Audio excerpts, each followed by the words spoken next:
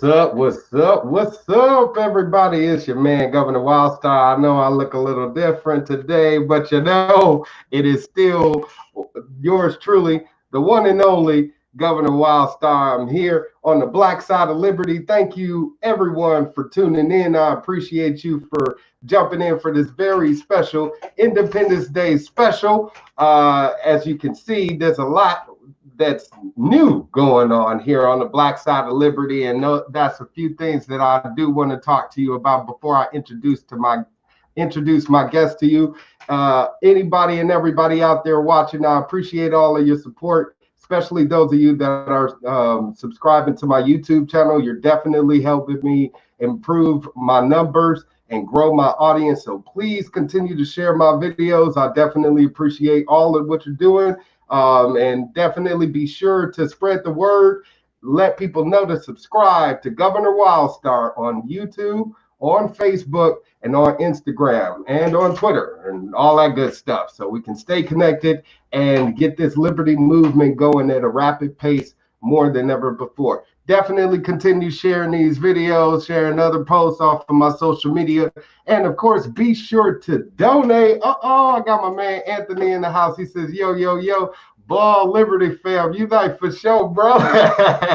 Yeah, I mean, this is Wildstar 2020. You know what I'm saying? We got to get ready for the second half of this year. And it's a lot going on, so we got to be prepared by making sure that we are physically ready as well as mentally ready and spiritually ready as well. So with no further ado, I'm going to introduce to you a very humble soul brother of mine, since I am talking about spiritual friendliness and all of that good stuff and what being a positive spirit can do, because it's attracted this man into my world. And I want to introduce you to him. His name is TJ Shelton. What's up, brother TJ, and welcome to the Black Side of Liberty.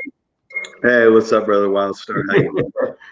Hey, wonderful. Anybody that is out there watching, please be sure to drop comments like my man Anthony here, who says, wash hands. I guess he on that roller hype, on that pandemic panic shit. But hey, we wash our hands all the time around here. I mean, naturally, that's what we should be doing as clean human beings, that are being conscious of our cleanliness and just practicing good hygiene. But anyways, definitely drop comments like my man Anthony and questions as well throughout the show. But anyways, TJ, thank you for being on the Black Side of Liberty. Like I said, the world has brought us together, man, for so many reasons.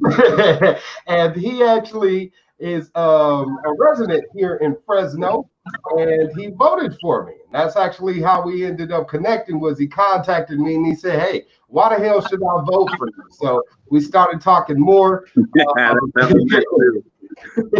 We started talking more and more, had great conversations, and I just deduced personally that he's a black supremacist. I mean, we all know what a black white supremacist is, thanks to Dave Chappelle. But my man here, I even told him he's the blackest white person that I know.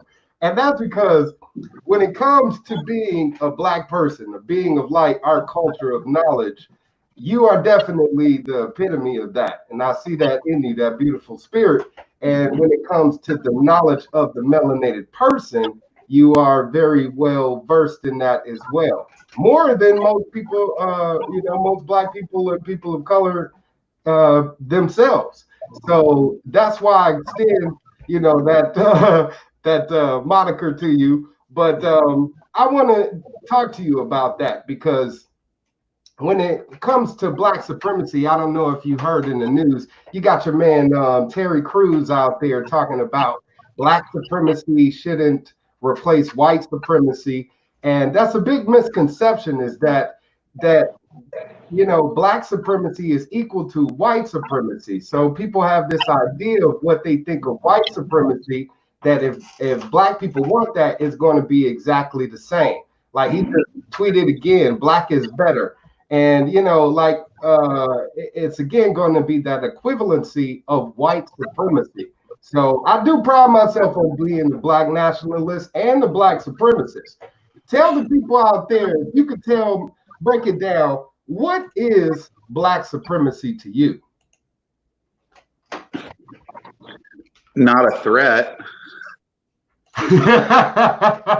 First and foremost, right? Right. Let's get that out of the way, not a threat. Okay, continue. The way I see it is I'm not for any form of any type of a purebred ideology that is to the isolation of other people, in any way, shape, or form.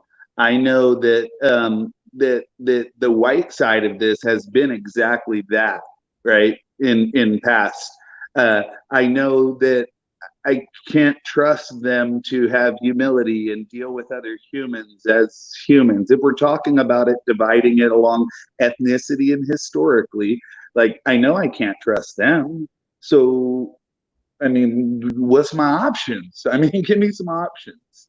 I would rather put a whole bunch more brothers up in charge of this here government and see how that turns out than keep letting it go like it's been going. Come on, man. How can you not be there? Yeah. Well, yeah, and that seems to be a big concern also, is that if we let these black people get in charge, they're going to We get need them to be, man. We need them to be. Yeah, absolutely. Especially like you said, if the desire to help the black community isn't by means of force or violence, Right. Amen. Absolutely. and Yay. that's really what black empowerment is about. That's really And they need to be in the driver's seat. They need to be in the driver's seat. We need to see them get into the driver's seat and be driving in their own mission of what they want to do, not like plugging into some team of system that's already here that really wasn't built like that. Yeah, and let me see,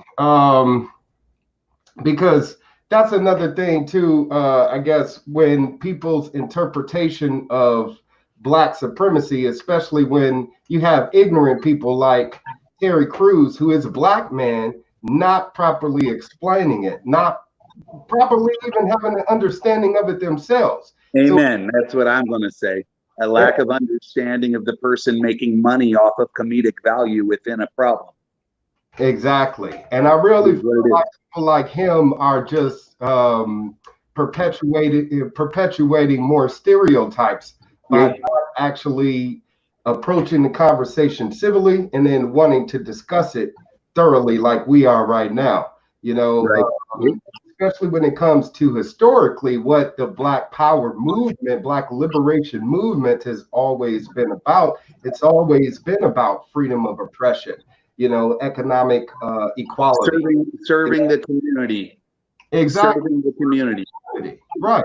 Exactly. Yeah, that's been the roots of it. It's always been about serving the community. Any young man coming up and out of being poor wants to make sure grandma don't live like she did when she was raising him, because whoever wasn't really towing the line of their responsibility. And it is what it is. I know a lot of young men that their dream in life is to make grandma comfy. Not necessarily moms, but grandma. Right. Well, it's a legacy thing as well. When we're trying to build an empire and we don't have much to work from, typically the majority of white people's wealth is from inheritance. But it's not that way with black people. We end up creating our own in this dog eat dog world, and then want to pay it back to those, who I guess went through the trials and tribulations and the strife to create that life for us. I mean, personally, I think it's counterproductive. I want to be able to make sure that I build a legacy for my child, for the next generation. I don't want him to buy me a house someday. I don't want him to take care of me someday. That's not his responsibility. So I think black people need to talk to, have that conversation. where we need to stop doing all of that shit, because culturally it's become this thing where we got to take care of mom, buy her a house. We got to make sure pops had that car that he wanted, the whole time, which is cool. You can do stuff like that, gestures. But when it comes to, again, building that wealth that you want to pass on to be generational, how are you going to be able to invest in others when you can't even invest in yourselves? And it's a lot of people don't even know where money comes from. It's just basic understandings, information like that. And that actually is another thing that I want to talk to you about, because both you and I have been in the Black Lives Matter events here in Fresno. You more than I, definitely, I would say. Yeah, a lot more. Every day, a lot more. Right. I would have to contact his ass to tell me where the hell is going down. But anyways, you've been involved in the Black Lives Matter protests, and as well as other events here in the city. And when it comes to the Black agenda, us wanting to get away from oppression, especially when Black agenda. Hey, it is what it is. The main, I love you. Go ahead. We have labeled it. The mainstream media, the fucking political whatever circle. I'm with you. Go ahead. We're gonna play with these whole generalized terms just for the time being, but we can discuss that another day. But anyway, yeah. So when it comes to Black Lives Matter as an organization achieving the Black agenda, as far as, again, getting away from the whole abuse of authority by police departments and criminal justice reform, systemic racism, etc. Do you see them as actually being an organization of achieving that? And does Black Lives Matter to Black Lives Matter? Because a lot of white people argue that too. They say, hey, well, if Black Lives Matter really to the Black Lives Matter people, then you would stop the community black on black crime. You would care about black kids being not having a black father in home. You would care about these other issues that so-called affect the black community. But that's not what Black Lives Matter, the organization, is supposed to be about. It's supposed to be about criminal justice reform only, or at least the message. So what I've gathered, but they since expanded, and a lot of what they're demanding as an organization, like defunding the police, and I don't know what the hell else they're wanting right now, but they're definitely not calling for the end of the drug war. They're not making a call to the end of that, since that has definitely helped hurt the black community. So I want to ask you, from a little bit, all of what you've experienced from being involved with, what's been going on, and what you see yourself, does Black Lives Matter to the organization? I don't know too many people within the .org, right? I'm not too concerned about that .org, that group. They are who they are. I have friends here locally, and I know local pastors, and I know some local youth, and I have men that I associate with locally we all showed out for Black Lives Matter because Black Lives Matter. As far as the org that's behind it, that I haven't had any really dealings with them per se, other than being at events that they put on, that I'm thankful that somebody turned on a faucet so that there was money to do it, if that's what it took. I'm not sure what it took to get it going, but I like the idea of there being boots on the ground type protest in this system that we're in, because we are such a deceived people. You're right about that, and you're right about the money part, because that's a big deceptive part of it as well. A lot of people, they don't get into the root of the deception there. Exactly. They don't follow the money. And Black Lives Matter is an organization that's been astroturfed. If people don't know what the term means, it's basically a grassroots organization. It's pretending to be something that's being organically created when really is being funded by big corporate interests. And George Soros was one of the first few people that dumped a shitload of money into the Black Lives Matter organization. Okay. People remember, he just made the distinction. It's two different things. The Black Lives Matter organization is not a true representation of what the people actually involved on the streets, on the grassroots level, the boots on the ground, that's pounding the pavement. They don't know, they don't give a damn about none of what they're doing, their political agenda, their political beliefs, or whatever the case may be, but they're all being lumped together, and it's awful, you know. But yeah, there's a lot of them that don't like the fact that the org has put so many different things on the same platform that shouldn't be about so many different things. They've made it into something that it's not as far as the org goes, and it is what it is. You know, they corked up, right? They become a corporate little entity, and now they can do their thing, and there ain't much we can do about that. You know, if you don't like it, bring something better. And how can you when they got millions, you know what I'm saying, in the bank, hundreds of millions of dollars now, thanks to these George Floyd protests. And that's the thing.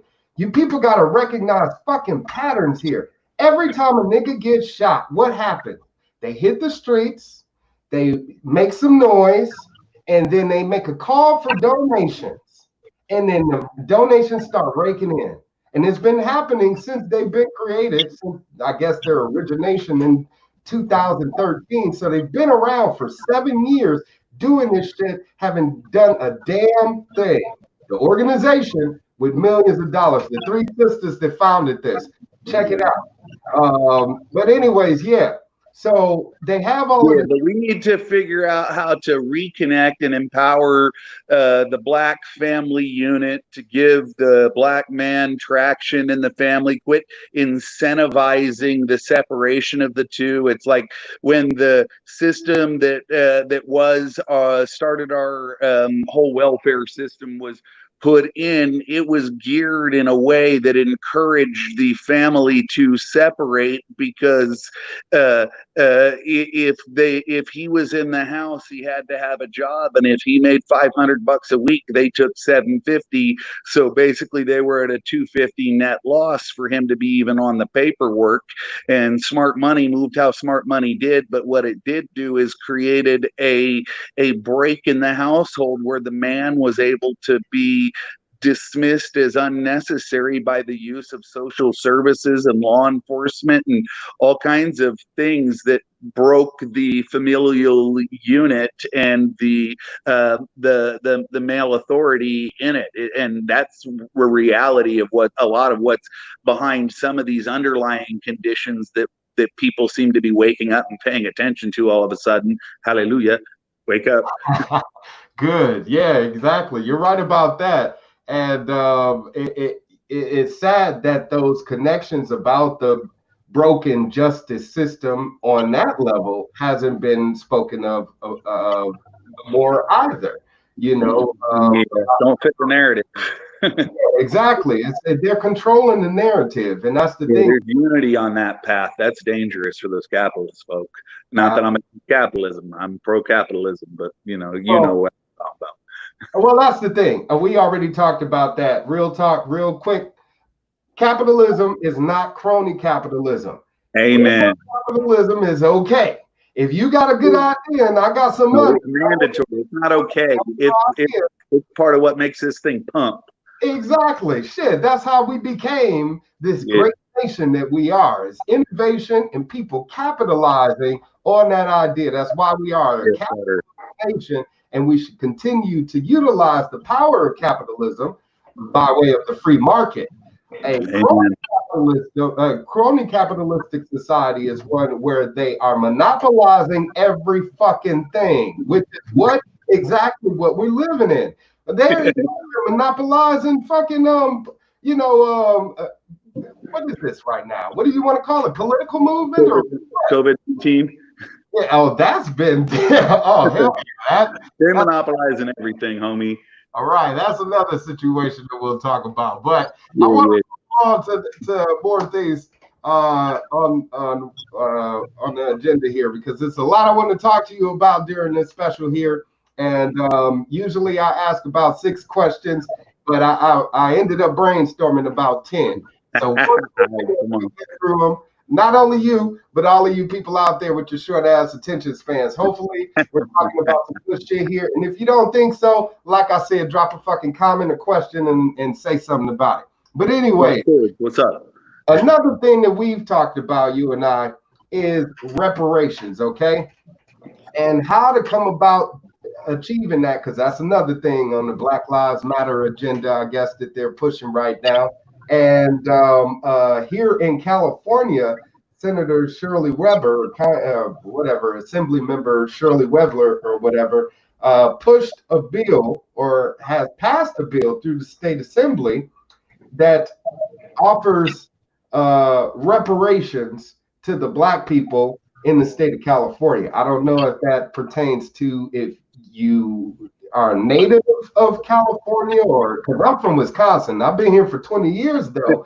And you know, I spent my entire adult life in California and I've been working, tax paying, you know, Black American.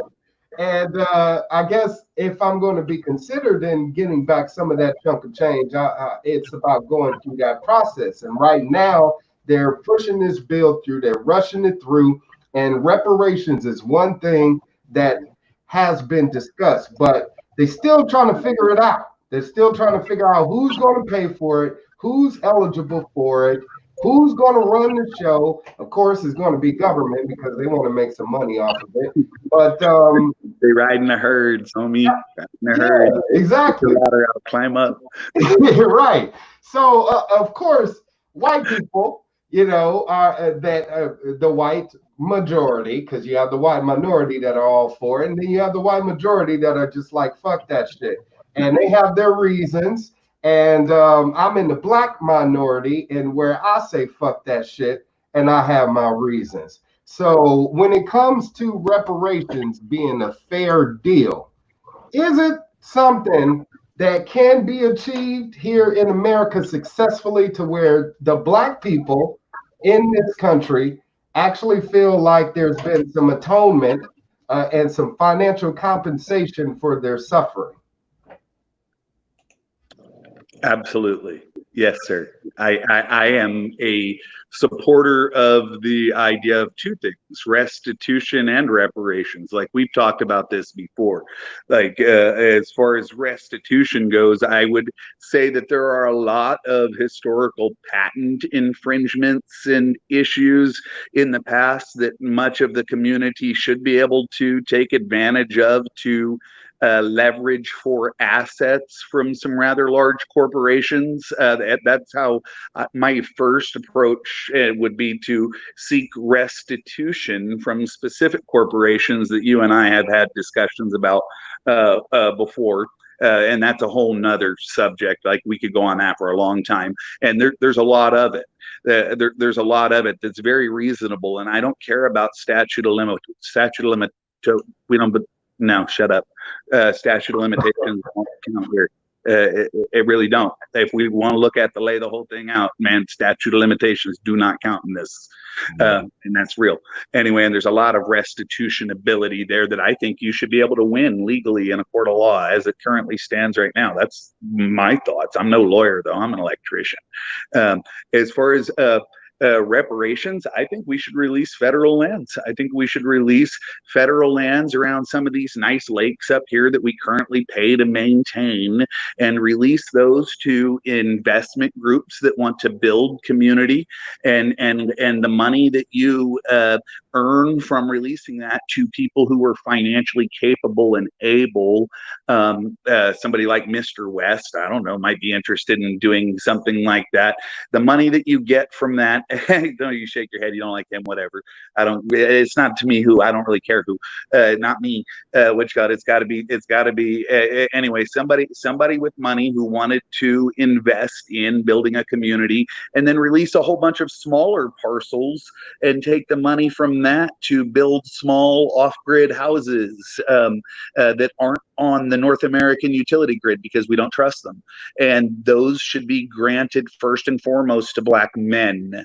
And if we want to fix the Black family, what we're going to do is re-empower the Black man who will be the one to fix the Black family. The only thing that I put on the same platform as that, if you ask me, is potentially, and it's not on the same platform, but the women's struggle. Okay, in a patriarchal society, she walks in the skin that she's in, and crap happens to her relative to what it is.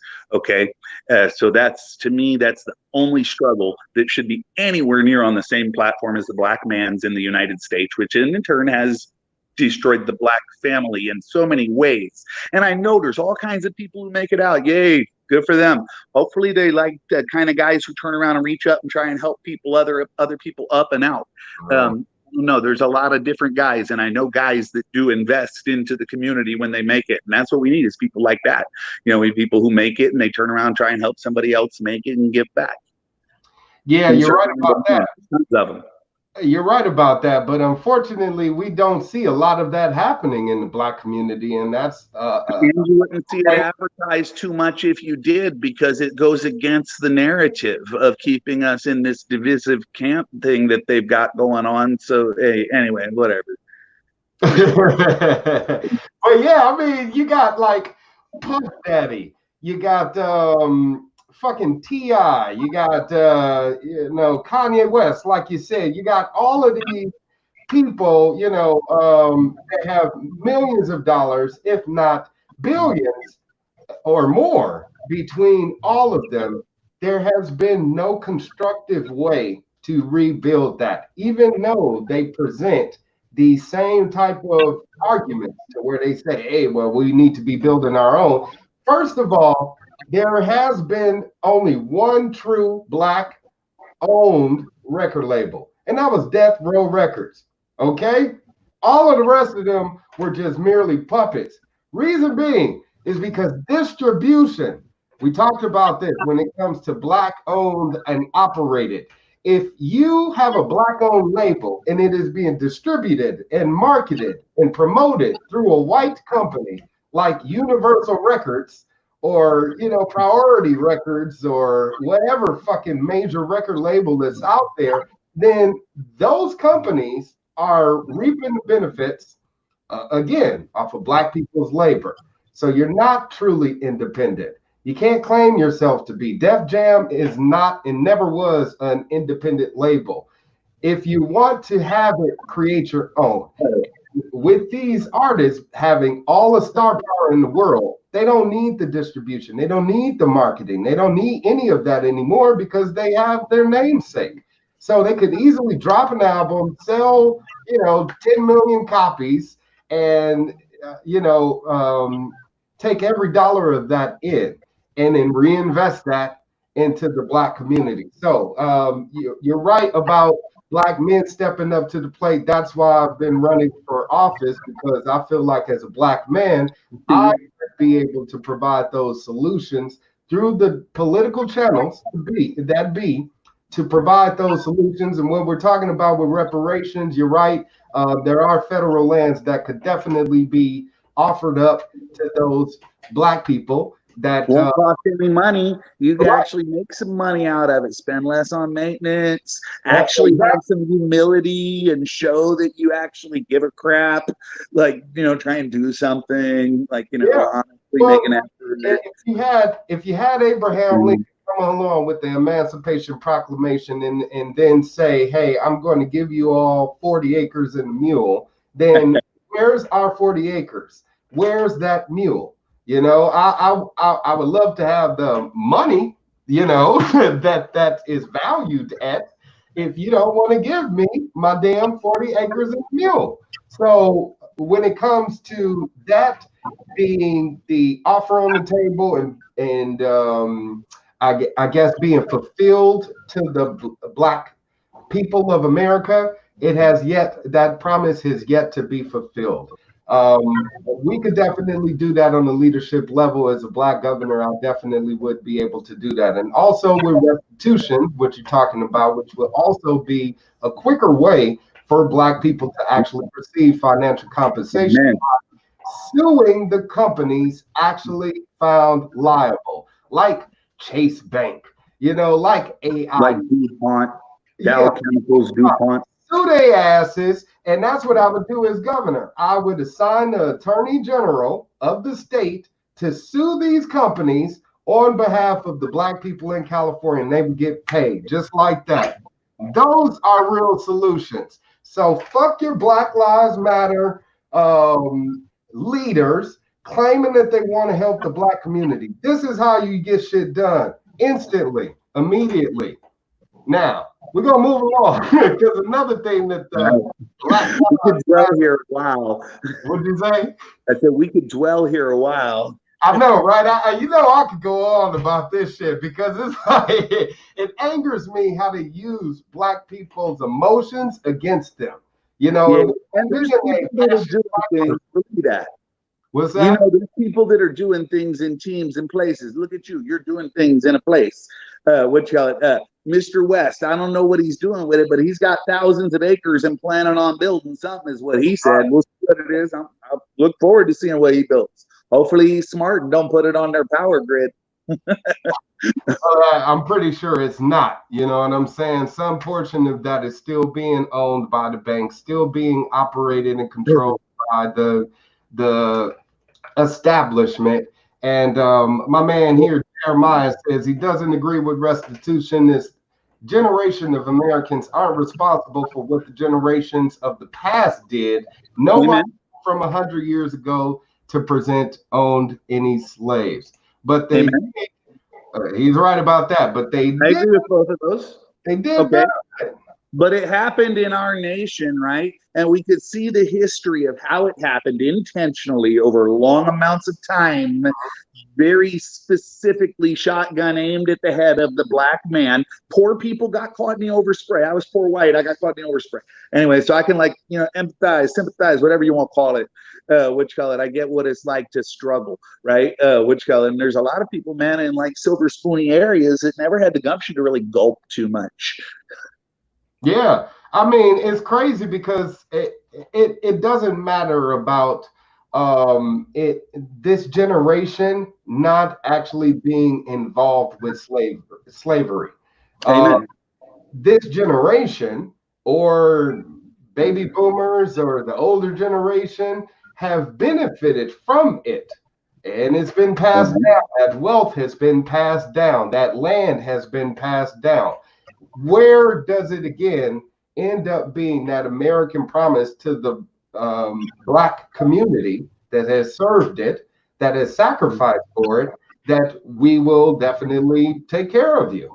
And reparations is not restitution. My man said he's against restitution when again restitution is directly responsible. Reparations is everybody being claimed to be responsible and then everybody paying for it, which means me.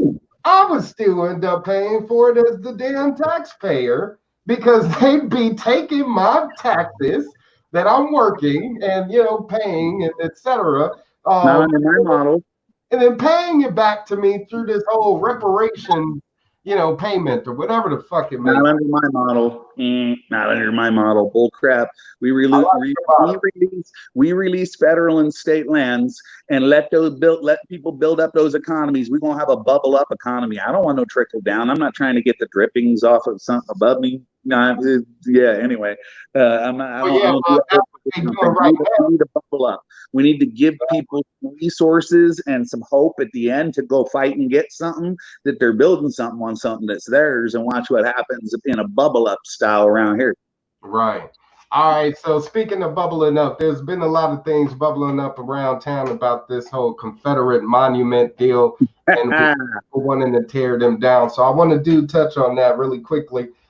because that's also been a demand of this whole Black Lives Matter movement, or whatever the hell they're doing out there, revolution, is to tear down these monuments and I guess just have them be gone. And a lot of it stems from those people in those cities where they do exist, petitioning city officials, asking them year after year, decade after decade, take this sign down, take this flag down, take this, statue down, and them not doing it. So the people are now taking it into their own hands to remove those statues, and you have people out there defending the statues, saying it's their heritage.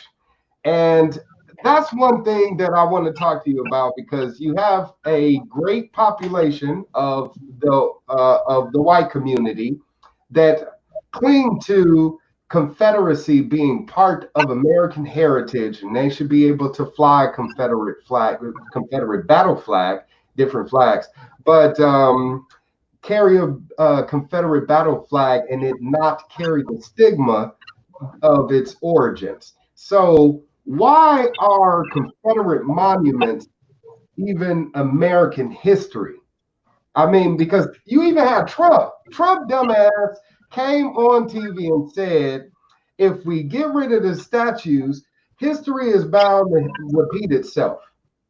Are you kidding me? So without a statue, all of a sudden people are going to be like, okay, well, now, I want to go out and own people and, stupidity.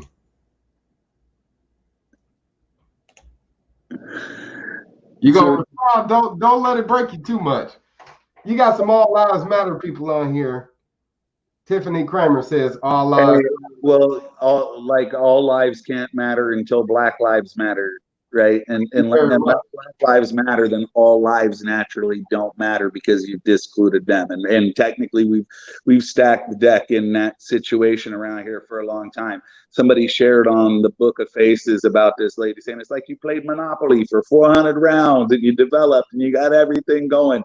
Now all of a sudden we allowed to start moving, and you wonder why not winning. Like, and I get that perspective. I also get that you have the ability in America to like come from the bottom to the top, right? That's the whole capitalist. Yeah. That's the whole capitalist venture, and we like that. They depegged the dollar, and they really screwed things up. And it was a labor versus capital issue that just got out of control when the gold and silver got depegged from our currency. And we've been riding that road to destruction for a long time. I think America's only hope is if she takes a knee and repents in this and tries to say really that I'm sorry, we get it, we want to do something to fix it and come at it hard so that we can all be on the same team. Right now we got such different opinions of American history. Like you got the native, you got the Mexican, you got the brothers, you got all different people with different perspectives. You got guys in Pakistan that got a view of how our history has gone in these past 20 something years that might have some things that people should consider. Here's the thing, like that's where we are. And the question, what are we going to do? Are we mice or men? Like, we woke up in it, we here, and this is what has happened. This is, the deck has been stacked in this way, and these are the things that are going on right now if you really look at it. And the question today is like, what are we going to do about it? Like, are we going to do anything about it at all, or are we going to just like let it fly and continue to ignore it and kick the can down the road? I thought President Trump was the guy who was like, if something was done wrong, then I don't need to ask for forgiveness because I just try to make corrections to what was wrong. That's what he said about himself. He said he's not a person who seeks forgiveness. I'm a maggot. I seek forgiveness. I might step on some toes, and I'm a maggot, and sometimes I got to ask for forgiveness, and it is what it is. But he says he doesn't ask for forgiveness because he tries to make things right. Well, he's the executive of the United States right now. If he's trying to make things right, show me the money. The money. Turn around, sidestep, and really be an American president. But you're right about leadership. Somebody just made a comment about how it all started when Trump got into office with regards to them tearing them down. You got to do your homework, man. There was tearing down of Confederate statues while Obama was in office. It's like you people Yeah, just that's true. That's fucking. true. That's What's true. wrong with you people? You can Google shit. Don't Hey, do look, I'm not for graven images. this Okay? I'm fucking not a telling big you. statue fan. What's that? I'm not for graven images, man. We should be serving the living. We don't got time and money to be erecting a bunch of statues to people, this, that, or the other. We got problems on the ground. Like if we Right. don't, if our political class don't get it figured out, they got pitchforks coming for them soon. But that's the contradictory part of it all. Is it's okay. And let's say, for instance, Nazi Germany. Nazi Germany existed. We Okay. know.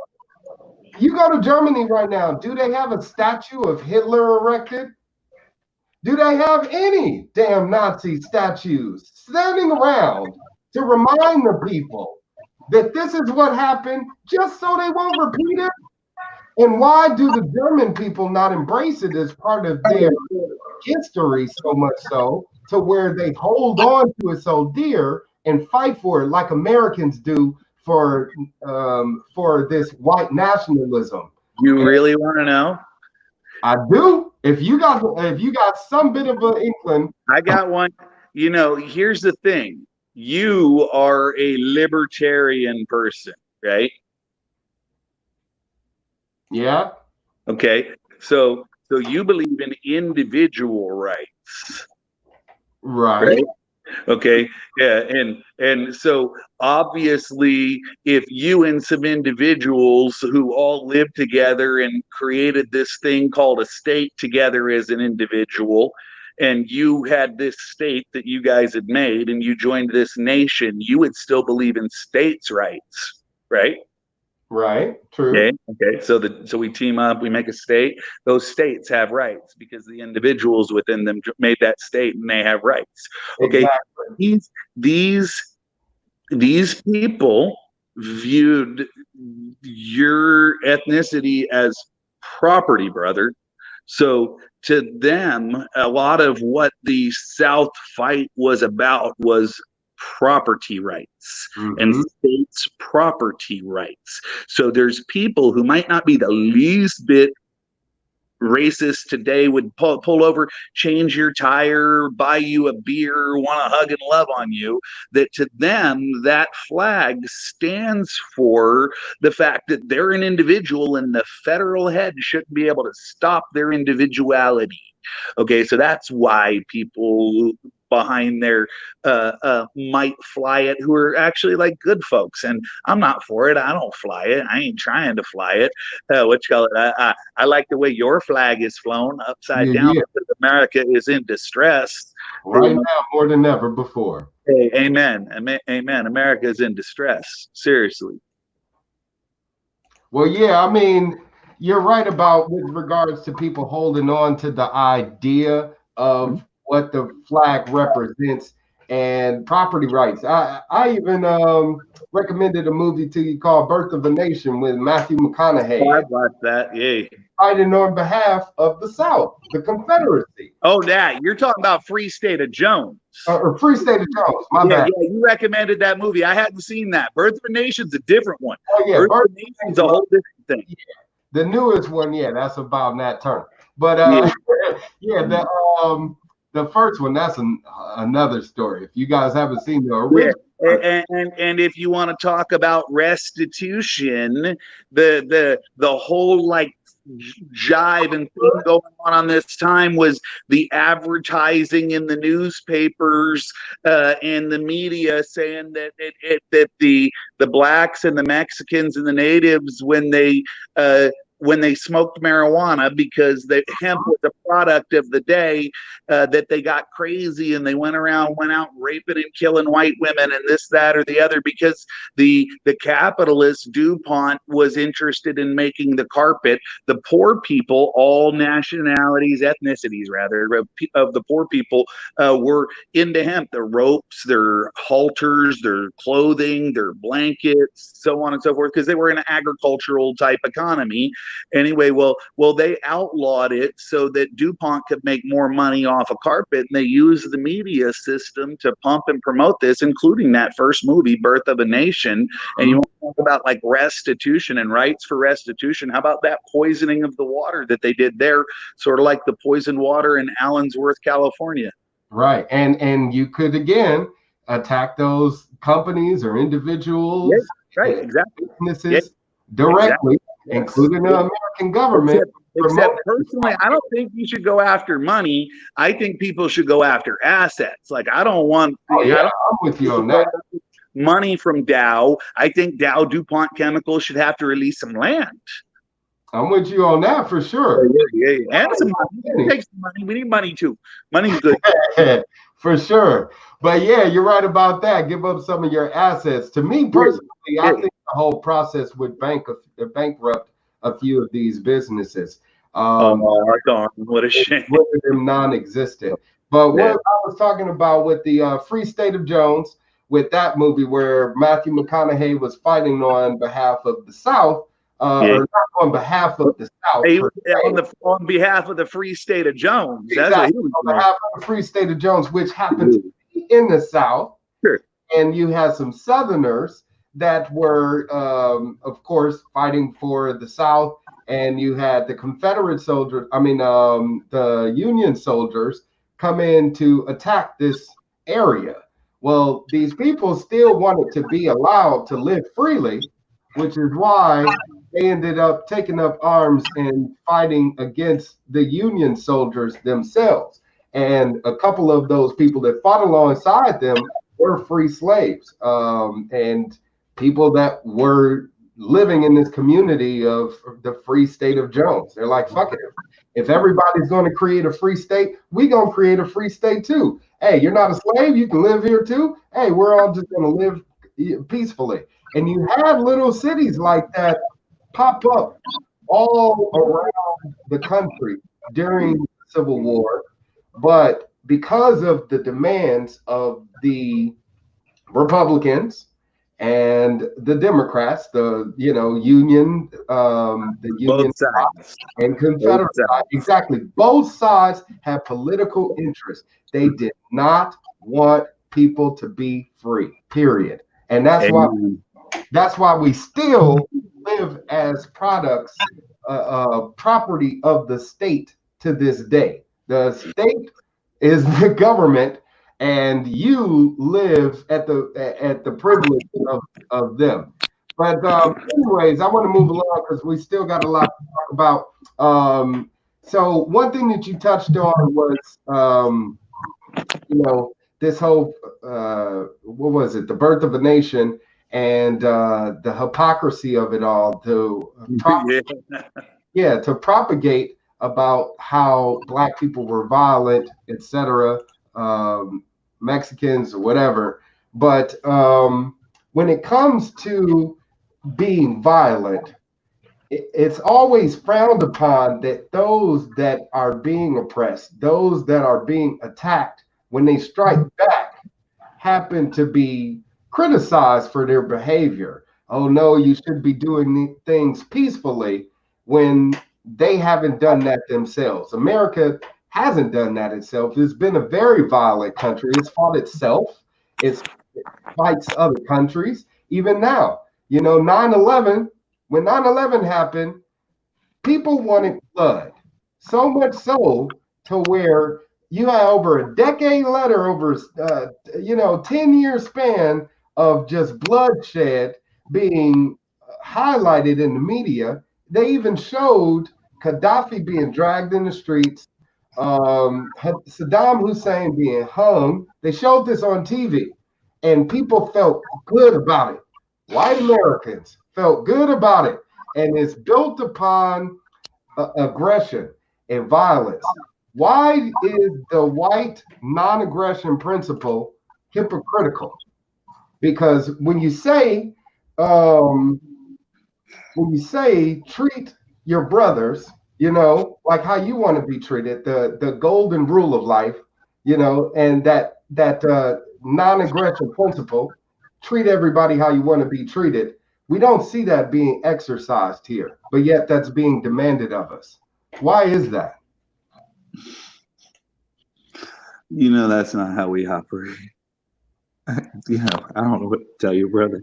That's not how we operate. Most Americans believe Muslim terror is bad, and that we've been over there defending our freedom over there. Like so many of these people on that side just really have no clue of what we've been doing and what's been going on the past 20 something years in this country. Like they're deceived, sir, and they believe a narrative, and that doesn't make them bad people. They might be great good Samaritans in their lane and trying hard, doing well and giving back and all kinds of things, but that doesn't make them really aware of the truth. Yeah, I mean, it's sad because the hypocrisy is so blatant that it's being spoken of in the media. If it's Fox News, they're talking about how, uh-oh, I lost you. I lost my guest. Hopefully he comes back here soon. But we were talking about how the non-aggression principle in this country as Americans isn't really expressed towards other American specific groups and other countries, but yet we demand that there be a certain level of respect and I guess civility when there is none being expressed. So hopefully we can get my guest back, TJ Sheldon, so we can continue discussing things. But any and all of you out there that are watching, if you have any comments or questions that you want to continue to speak with me about, definitely be sure to drop those here, and I'll get those live on the show. All right, I got my man TJ back. Let me see. TJ, I lost you there. You good? Is that better? Yeah, unmuted. My phone says it's overheating, and it went and closed the app. I opened it back up. Oh, damn. Okay. Oh, good, dude. We're talking too much. Well, hey, I don't want to blow your phone up, man. But yeah, if you could just address what we were talking about a little bit more about the non-aggression principle not being respected here in America, especially when it comes towards Black Americans. Well, they don't do it. Period. They're expecting it of people, something that they do not do and have not exercised really ever as a people. And even when it wasn't physically, behind the scenes, if you really look at the structure of the policy, it was still being done. It's like, better show your face at least, and know. I think that so many of them are so blind that again, the only hope for America to get this thing straight and not lose status as the world reserve currency and topple into oblivion and all of their titles and crap go away, just topple, okay, is for them to repent in this and to really make a honest showing of humility as a people group and come at fixing it. That's what I believe. I think it's sort of happening to some degree. You're right. It's what's been going on has been, I guess, making things more aware to people and opening them up more consciously to to the hostile environment America truly is for people of color. Outrageously so. Yeah, that's too broad, homie. That's too broad. Really, that's too broad. Narrow it down. Narrow it down. Black people specifically. Black family, black man. Yeah. Oh yeah, but they couple in our brown brothers too, and a couple of the Asians, and oh, man, all kinds of atrocities. All kinds of atrocities. Hey, some of them even got reparations. Yeah, for sure, exactly. We'll discuss that at another time. But more to talk about One thing that I do want to talk to you about also is because you were talking about American doing its best to remedy the situation. Believe it or not, you actually have Republicans that are pushing to remove Columbus Day as a federal holiday and replace it with Juneteenth Day. This is happening right now under the Trump administration, not Obama. Okay, y'all. He could have done it on his own. He did not. Why? Because he don't give a flying fuck. But because we the people put pressure on our representatives, these two Republican congressmen are now pushing to federalize Juneteenth Day and take away Columbus Day. It's happening right now. And another thing that's being discussed is since we had, Juneteenth Day last month, which got a lot of attention thanks to, all of the protests bringing more awareness to the Black community and their plight, and as well as, their struggles. And Juneteenth Day became widely recognized. Trump even said he made it famous. So, but since then, and Juneteenth Day was the day that the last slaves in this country that were in Texas were told, "Hey, you're free," even though it happened 2 years prior to. So the ship came in. Amen. Yes, sir. That's correct. Yeah. This was a day of liberation for Black people. It's called Jubilee Day. It's been celebrated ever since then in the Black community predominantly, and it's now again being considered to be recognized as a national holiday. So here we are now with Independence Day, the 4th of July here, and not too many people are feeling free this Independence Day. You got the coronavirus lockdown 2.0 being enforced not only here in California, but in other states throughout the country. You have the still systemic racism not being addressed, but them doing virtue signaling by, throwing on African garment and kneeling and painting Black Lives Matter on streets and shit. Or reparations bills that aren't well worded that die in process, and people balk up them because they're getting in their pocket instead of coming at it smarter, not harder. Yeah, I get it. And a lot of the argument from that white majority that feels like Black people should be obedient and respect, the image that they've created, feel like we should be celebrating Independence Day. And it should be a day of celebration just as it is for them. And, I talked about Juneteenth Day, and I said, growing up, my grandmother told me Juneteenth is our holiday. Independence Day is the white man's holiday. So with it being explained to me as a child, and then here I am as an adult, and I'm seeing white adults get angry because Black people don't want to celebrate 4th of July. Black people don't want to sing the Pledge of Allegiance and, stand for the flag. So should Black people celebrate Independence Day? Should they be demanded to? And why? Absolutely not. Come on, man. What kind of question is that? Absolutely not. They absolutely should have the liberty to, if they choose to, right? They absolutely should have the liberty to if they should choose to. But boy, oh boy, I could understand surely why they might not. Again, where you got this protection of an image and then thinking it's being diluted or it's being deconstructed in some sort of a way. They're going to hang on to every facet of it, including a holiday right now that should be a celebration of freedom when they themselves are having their freedoms restricted and limited and reduced. Oh man, we've been giving away our freedoms for a long time. We're regulating ourselves to death. We going the way of Rome, homie. You know it. I know it. Hey, like I said, there's only one hope. man.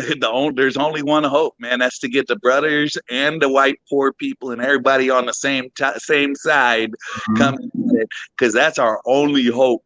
But like the way that things are set up now and have been, like in less white America, like really comes out about like saying, dude, we get it. We're like really showing some humility in it. How can we ever be on the same team? We can't get on the same team, man. We can't get on the same team if you can't even have the humility to take a knee when that anthem comes on because you're empathetic about it, man. I don't know that we can really get on that same team.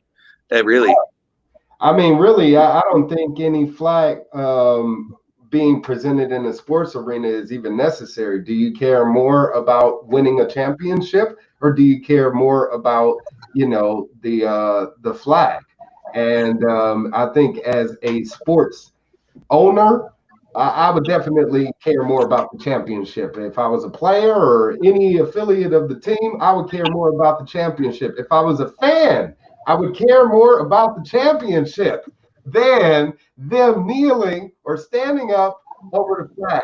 If you take it out altogether, take it out because it was implemented for a reason. That's a whole nother story about why they even started making the Pledge of Allegiance or whatever, the national anthem, why they even implemented that into Come on, it's the Coliseum, homie. It's the Coliseum. It's the Coliseum. It's the Coliseum. And right, exactly. The way of Rome, like you said. So yeah. And when it comes to celebration of a holiday, you should want to do it on your own. You should be enthusiastic and motivated to do it on your own accord instead of now being demanded and forced to. You mean you can choose your own holy days? What's that? You mean you can choose your own holy days? You should be able to. From your own perspective, in your own culture, in your own walk as your own human with your own family. No way. All right, cool. I like that. You too. Right. Yeah, make your own holiday, damn it. But anyways, we have this argument happening, and many of the people that seem to be, I guess, proposing these type of ideas and perpetuating this mentality are Trump supporters, are right wing, are people that again think that this administration is doing all that it is correctly, is doing all the right things. You were even a Trump supporter at some point. So I don't know if you still are, because I think I dispelled you from it in some way, but I do want to ask you. I did not vote for Donald. I never watched The Apprentice. I've never been a fan of Donald's ever, prior to him running, during him running, so on and so forth. Donald was a wild card. Okay, Donald came out of left field and ended up in a driver's seat that nobody expected him to be in. They had other intentions and another hierarchical succession in mind. Donald was not expected. He's different. He's an anomaly.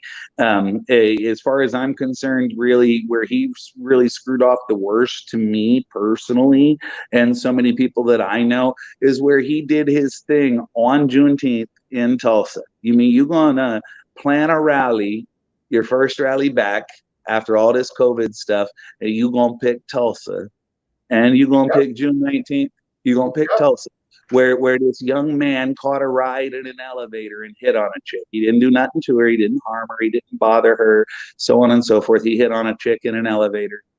Chickie went home, told family wanted to go get old boy, community said no, and we escalate up from there into white people flying airplanes over and burning down a city. Like fucking shit, dude.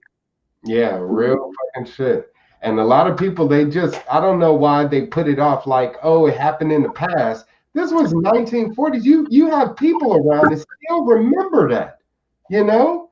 And he put a protest on that day in that place, and you can't tell me that nobody told him, nobody warned him. I don't buy that, man. Of course, he has advisors. Somebody on his team knew exactly what they were doing. And that's where he's stoking the flames when it comes to race, being a race baiter. Yeah. And, Yeah. You want to talk about Sharpton race baiting? Come on, man. oh yeah, he's another one. But yeah, when you talk about, eliminating racial tensions and curing the racial strife in this country, improving race relations, you would think that would be one of the concerns of the leader of the country, but it's You not. would think. You would think. Yeah, you would think, but it's one of his least concerns right now. To him, it's not important. To a great majority of people that support him, they think it's not supported, and they think it's all pretty much just a leftist agenda, and are pushing it off as such a thing, even though it affects all of us, whether you're on the Yeah, left. well, there's a difference between liberal and left, right? There's a big difference between liberal and left. Liberal fights for humans, right? You can have a liberal mindset. You're interested in other humans, their empowerment, their ability to have ladders to climb in life to get ahead, like their overall wellness, so on and so forth. And that's different from left, if you ask me. Like far left is part of the whole control scheme thing that's going on, the hierarchical lust for power and control, and they'll partner with anybody to like grow their team to be able to like be in charge anyway. And that's sad. Like we are so lost as a civilization of humans in America today. We for the most part don't even know our own friend from foe. Yeah. So, in a nutshell, do you think the Trump train is on the right track? Um, I Especially think leading into this election. heading into this election, I'll tell you this: I like him over Joe. I like Mark Charles over either one of them. Wait, Uh, Joe Biden? Because you got Joe Jorgensen, who's the Libertarian candidate for president. yeah, see, I don't know that, Joe. See, I don't know that. I can promise you this: that Joe would have my vote way before Trump or Joe Biden. Okay, before either one of those. The only way Trump could win my vote, is if he stepped and like really came hard at, like, yes, absolutely, pursue restitution under my watch. We're gonna get you that federal land. We're gonna push states to get you that state. Like if he came out with something like that, I could be like, yeah, that's right. Come on, Trump. Let's see, make this America. is Let's where make no, fuck that. This is where people that still support the two-party system lose me. It's wishful thinking to think that, oh well, at some point they're gonna have this epiphany and make these changes. Trump just turned 70 fucking 4. He's stuck in his ways. Biden is what, 73 or 71 or 76 or something like that. I think he's older than fucking Trump. But even still, these guys are locked in his way. And you got Biden's ass talking about, if you ain't black if you don't vote for me. Please remember that you co-authored the damn 94 crime bill. Well, these are, it's a track record. And with looking at Biden's track record, looking at Trump's track record, since, like you said, he's an infiltrator. He had 4 damn years in office. And look at what fucking state our country it is. It is not great. If it's great for you, then I don't know what is it? Black of American, you are in. You must be the essential people, the top of the tier essential oligarchy part of that America. Because the majority of us, the 99%, are suffering. We're not happy. And Trump has not made us happy people. So, Joe Jorgensen, she is running for president of the United States of America. She is the libertarian candidate right here. And if you look her up, I'm pretty sure you would favor her over Trump, over Biden, and you would get away from the mentality of thinking, well, they need to do this to win me over, because that shit ain't gonna happen. I like Mark Charles. I'll check out your chick though, for sure. Yeah, for sure. I don't know who Mark Charles is, but I'll check him out. We can Yeah, exchange on that one. Jeremiah yeah. says, if you don't recognize the country that feeds you and gives you freedom, you are disrespecting your country. If you kneel to the flag in another country, if you burn the flag or kneel, you go to jail. Be glad you live in America. You're absolutely right. Because in America, you can do those things. Amen. We can. Yeah. Amen. God bless America. That's what And we were talking about. Individual rights, right? Individual rights. We have the exactly. individual right too. Right. But and then you have oh, my man, he says Trump has already done a lot for black people already. He did prison reform, the first step, Amen. and Amen. donated millions of dollars to HBCUs. Amen. Boo! What? Boo! Why? Boo! I'm gonna tell you why. All of that shit is nothing but anecdotal. It It's beats nothing. It anecdotal. beats nothing. It beats nothing. Shut How up. It about, beats how about get government nothing. education altogether? That way, dollars isn't going towards any damn school, whether you're going to a historical black college, whether you're going to Yale, whether you're going to some bumfuck college that now has gone defunct because they swindled you out of thousands of dollars. They've Okay. been swindling us. It's like, people, do your fucking homework here. They're playing the same bullshit system to make it seem like government needs to do this in order to make things better. How about get Amen. the fuck out of the way and I will make things better my damn self? That's what Trump could do for black people. Get the fuck out of our way so we can do shit on our own. You really wait.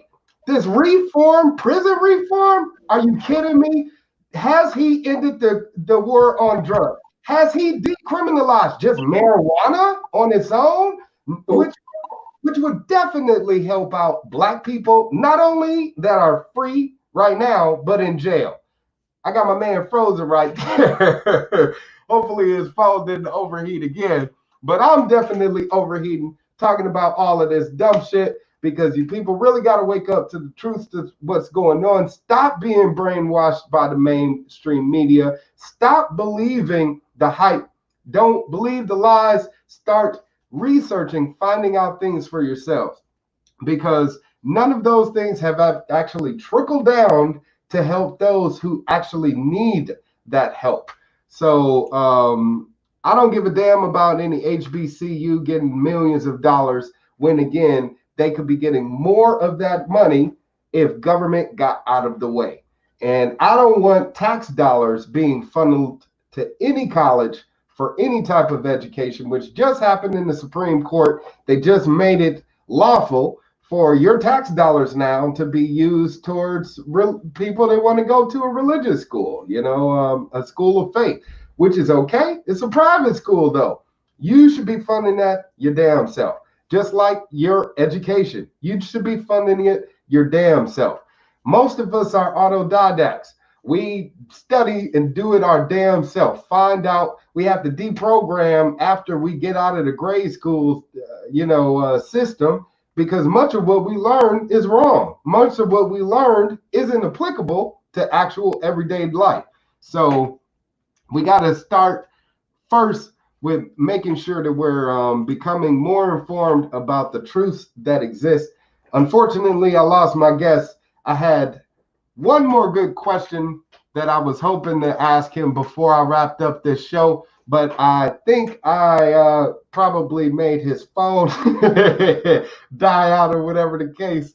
So I'm just going to talk with you guys a little bit more before I wrap things up. But with regards to these conversations that we were having, these topics, I figured that we could just be blunt and have some black and white truths about black and white issues. Hopefully, we did exactly that. And this Independence Day, if you want to get out there and you truly want to celebrate freedom, I would say connect with your brothers and sisters that don't look like you, that don't sound like you, that don't think like you, so we can talk and come to a greater resolution as a community. Put aside all of our differences. Understand our differences, understand our culture as Americans, because we definitely have more things in common than not. So that's what I'm asking for any and all of you this Independence Day. If you are going to celebrate it, that would be the best way. And by being defiant, because right here in California, they have imposed another lockdown, can't go to beaches, can't go to meet with family members or friends, can't go to barbecues, can't do any of that stuff. And I would say again, exercise your freedom. Definitely go out there and do all of those things against the wishes of the authorities, because you have the right to think for yourself. Yes, Wes Holmes, I cut my hair. Do you like it? Believe it or not, this is how I used to look before I met my wife about 8, 9 years ago, and started growing my hair. So I would have looked like this the entire time had she not came into my life. But I'm glad you love the live streams. Thank you so much for watching. He's out there in Milltown, so much love to you, Wes Holmes, from Milltown, for watching and tuning in to the Black Side of Liberty. All of you out there for making your comments. Jeremiah, with your crazy ass. We're going to talk more. Jaden, Brandon, Tiffany Kramer, we definitely got to talk, as well as Andreas and Anthony. Thank you all for watching. Thank you all for commenting during the program. And hopefully I can have you all come back to the Black Side of Liberty soon, because I will be coming back next week, Tuesday, for another episode. I'm going to keep this going for as long as possible, but I couldn't do this without your support. So please definitely run over to the website, governorwildstar.com, and contribute whatever you can. Make any donation that you can, whether it's $2, $20, $200, $2,000. If you got it, I'll take it. It definitely will be spent very wisely right here, managed correctly. All your money goes to me. It don't go to any, special interest group. If you donate to Black Lives Matter, it goes to Act Blue, a portion of it, and then it gets funneled into other political campaigns on the Democratic Socialist side, progressives, whatever the case may be.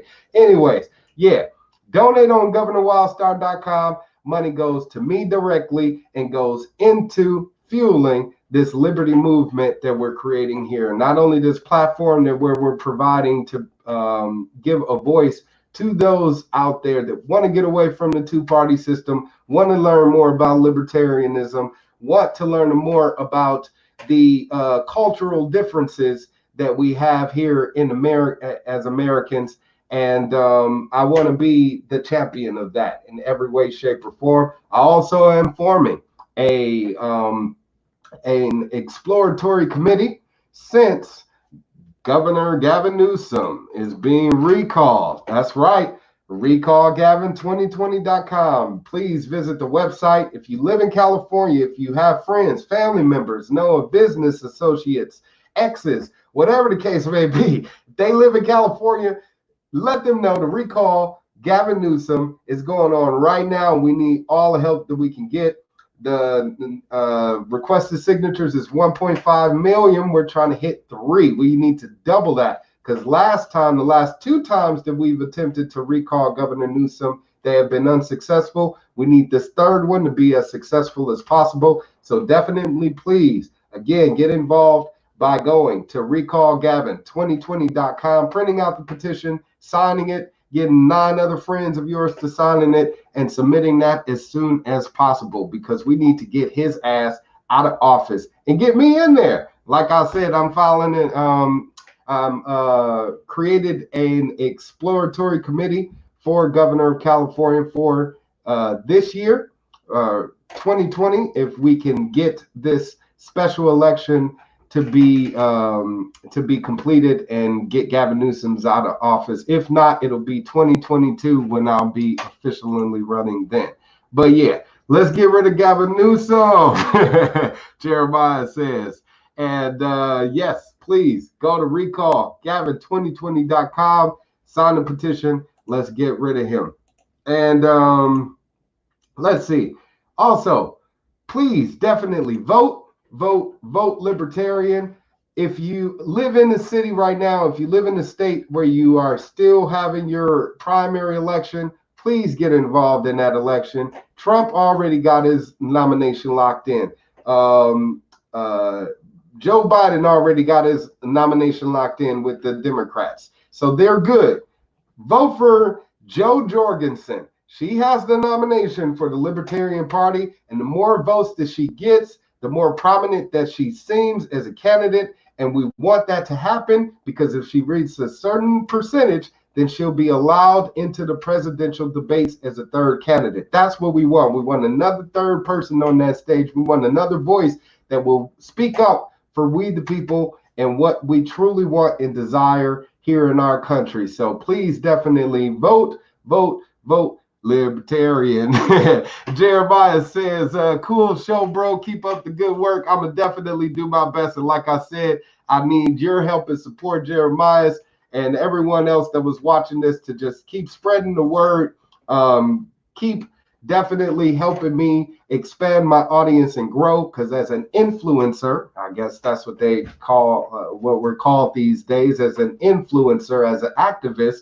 The way I'm going to be taken more seriously is if I have hundreds of thousands, tens of thousands, hundreds of millions of people supporting me in every way, shape, or form. So please help me in that effort, because I need you to make that successful. Okay. And if you really truly enjoyed this episode, definitely come back next week, Tuesday, because I'm going to be having Myra Matika. I hope I'm saying that correctly. Mateshka.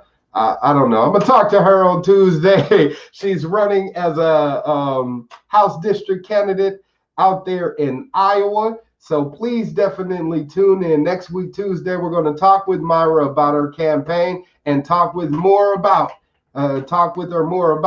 the Black side of liberty. And all of you beings of light, art, culture, and knowledge out there, I appreciate you for tuning in. Definitely have a safe and happy holiday weekend, and be sure to show your brother some love. All right.